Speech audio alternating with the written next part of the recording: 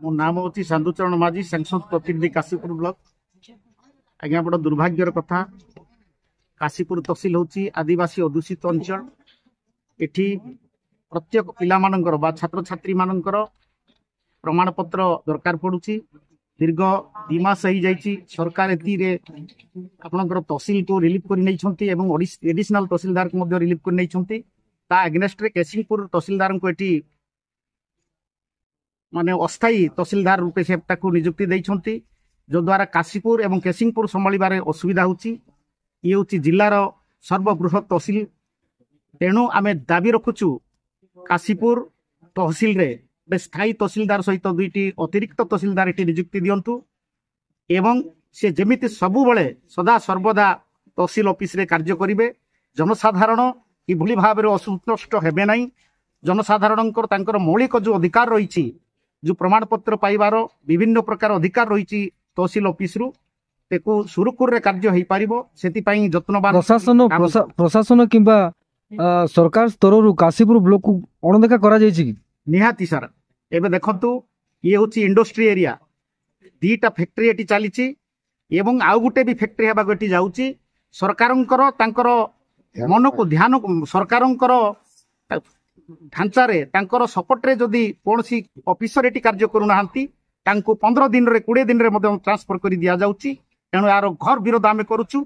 आगामी दिन रे आमे चाहूछु गोटे स्थायी तहसिलदार जदि देबो नाही जनसाधारण तरफरु ए काशीपुर अंचल को अचल कर देबा को बाध्य हो। साधारण महल रे आलोचना करा जाउची काशीपुर रे तहसिल ऑफिस एवं तहसिलदार वर्ष को 6 थर 7-8 थर एमती चेंज करा जाउची। कौन असुविधा कौन सुविधा होउची एठी होउची सरकारी दलर बा सरकारंकर सपोर्ट रे जदि ऑफिसर कार्य करू नाही इलीगली काम कले सरकार राजी हो नाहंती। जो द्वारा जो ऑफिसर की लीगली काम करबा को चाहुचंती ताकू लीगली काम करिया पई सरकार देउ नाहंती, ताकू एते पई ट्रांसफर कर दिया जाउची। आमे जहा अनुमान करूछु एणु आको आमे घर विरोध करूछु। आमको दरकार जनसाधारण तरफरु गोटे स्थायी तहसिलदार एवं अतिरिक्त तहसिलदार 2टी एटी पदवी पूरण करंतु। ये होची हमर तहसिलदार को स्थायी नियुक्ति पई ब्लॉक कांग्रेस कमिटी ही काई के आज गणधारण बसला, अन्य सर्वदलीय काई बसी पारले नै। देखंतु सर आमे सर्वदलीय तरफरु समस्तंकर एटी समर्थन अछि। एटी केवल एटी कांग्रेस दलर समर्थन नाही।